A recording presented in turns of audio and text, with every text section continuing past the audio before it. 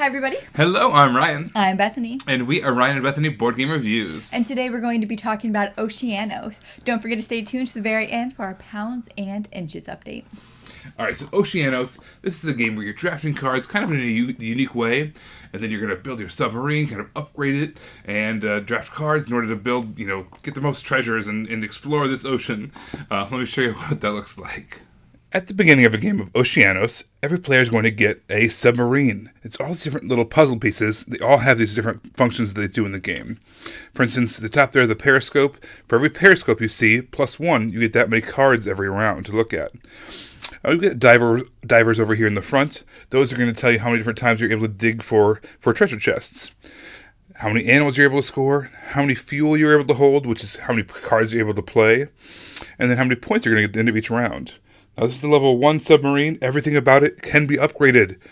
So here's the level 2 things. So, for instance, at the end of every round, you can get 2 points if we were to upgrade that and put that there. We could hold more fuel. We could score more animals. We could look at more cards. And we could use more divers as well. So every time you upgrade, there's additional benefits. And there's also a level 3 of each of those same things as well. So how does the game actually work? Well, each player is going to start the game off by drawing their number of periscopes +1 from the deck, and they're going to choose one card to play. However, one player is designated to be the captain that round. That player does not get any cards from the deck. However, they get all the leftovers from all the other players. They then get to choose one of the cards that they were passed. They then play their card face up at that point. On these cards, there's a number of different things to look out for. We've got the gems, which when played with conjunction with one of these symbols, is able to upgrade one of your abilities on your submarine. It takes 1 gem to go from a level 1 to a level 2.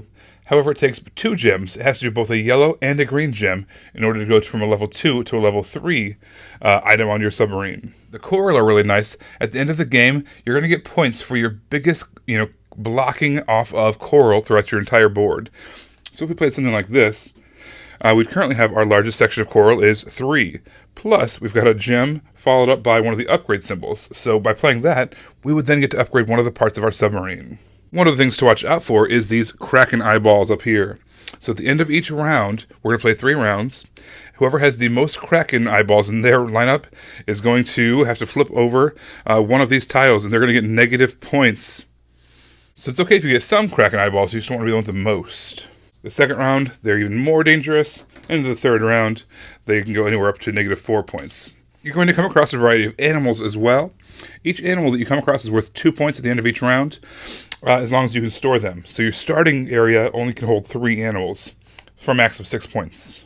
There are 8 different animals in the game, so that level 3 stage 1 scores 8 animals, and you are able to get a total of 16 points if you're able to max that out, which is a lot of points in this game. Now, when you see a treasure chest, you have a choice to make.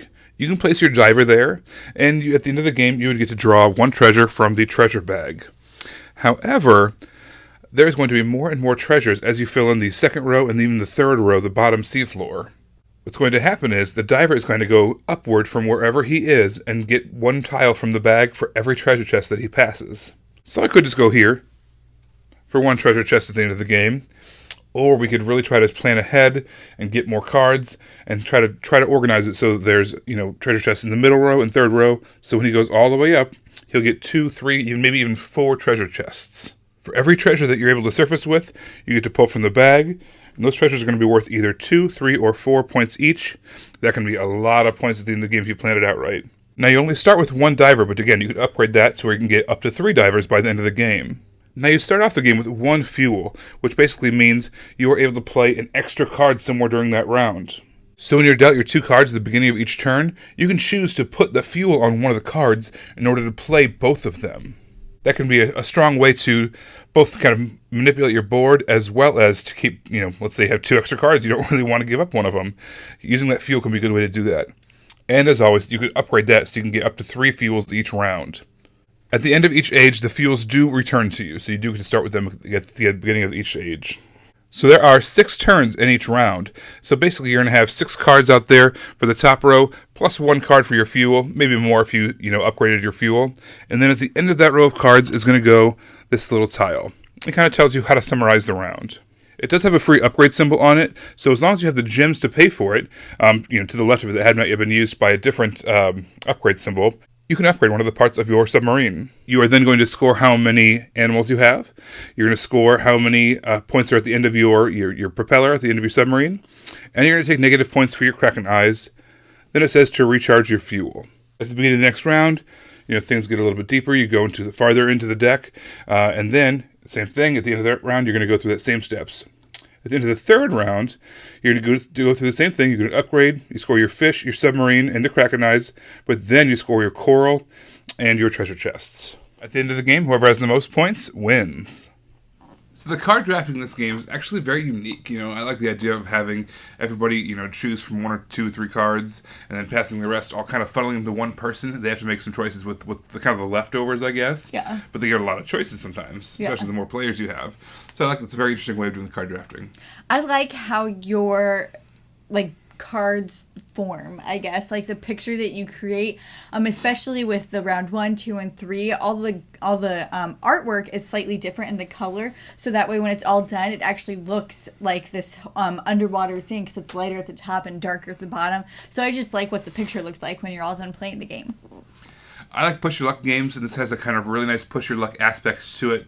There's those certain cards you're really hunting for, and you're hoping that you get them, and the longer you might hold out for those divers and those treasure chests, you can get more points that way, but you might also get burned and not get any treasure chests. Same with a coral. You're trying to connect all this coral together, but there's this chance that, if I get this one coral right here, this one spot, I'll be able to connect those 2 things, and I'll get a ton of points. And I really like the push your luck aspect of this game. I like the Kraken in this. I like how you get these really powerful cards, but they're also mitigated by this risk factor of getting negative points. And I like how you can also just decide to draft those away if you don't want to make those choices. So then they have to make that choice to use this powerful card, but also potentially get negative points. I just like that mitigating factor in the game. Yes, the submarine in this game is really cool. I mean, I like the idea of having right there it tells you how many cards you're going to get, how many extra cards you might get a chance to play, or how many animals you're able to score. Having the ability to upgrade those over the course of the game, it's really nice. It's a really cool thing. There's certain ones I go for almost every time, and I like that. When they're available. One frustrating thing, though, I will say about that is that the pieces don't really fit together all that well. It seems like sometimes they kind of I don't know, they don't quite snap in just right, and then they're hard to take apart, and then you're on the risk of damaging them, and I'm really careful about that, and it kind of makes me cringe every time I take the pieces apart. And sometimes the cut... You should have been there when we played with our 6-year-old. Ooh. Speaking of, actually, Ken played with our 6-year-old. That was kind of a cool thing, too. But, not all the pictures always lined up with the way that the tiles fit, and it's just kind of, it's very off-putting, though. I like the action of doing the upgrading, but actually, physically doing it with the tiles was a little bit, wonky. Which was really unfortunate because they were really thick, nice cardboard. Like, the pieces themselves were really nice, so it was kind of unfortunate that they didn't fit together as perfectly as we wanted them to. This game also does have a little bit of a luck aspect in it. Doesn't bother me at all, but there is just that little bit of a factor of what your diver gets. You could potentially not get as much as somebody who had less than you because of that, and then also the Kraken, sometimes it's 0. Just there's a little bit of luck in there. It doesn't bother me at all, but I know that some people don't like that. I personally like it, and I think that this is just a really pretty game. It's fun. It doesn't really overstay its welcome. It's just a really fun, unique design. Yeah, and like Ryan had mentioned, we were able to play this with our daughter, and it's what's that phrase I'm trying to think of? Language independent? Yes. Since there's no text on the cards or anything, it's just pictures and you know what it does, she was able to figure it out and play it. Not really play competitively, but she was able to play it. So that was really fun that we can now add this to our repertoire of games that we can play with her. So that was fun. Yeah, absolutely. All right, so if you want to hear more from us, you want to see the videos we're making, be sure to subscribe. We are Ryan and Bethany Board Game Reviews on YouTube. You can also find us on Facebook at Ryan and Bethany Board Game Reviews. We are on Twitter at Ryan and Bethany1, and we are on Instagram at Ryan and Bethany. All right, make sure to stay tuned to the very end for our pounds and inches update. But until then, bye, guys. Bye, everybody.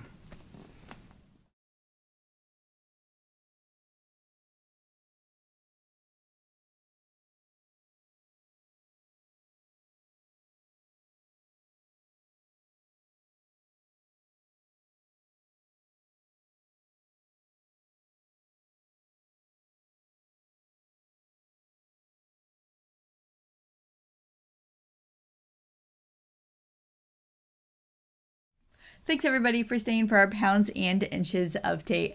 I just wanted to talk about something that I have to remind myself of sometimes. The other day I don't remember what we were doing. If we were cleaning, doing school with the girls, I don't remember. But I just realized come 5 o'clock that I had not stepped outside once. And you need that. You need to be outside. You need to get the nutrients that the sun gives you. And I was getting kind of really down, and I needed to go outside to change my attitude. So we went outside. I was like, "Okay, guys, I just got to do this. We have to go outside." So we went outside. We went for a really short walk, but it did elevate my attitude, and it lifted my mood. And sometimes I just have to tell myself this is a prescription for you. Being outside is medicine, and you need to take that medicine.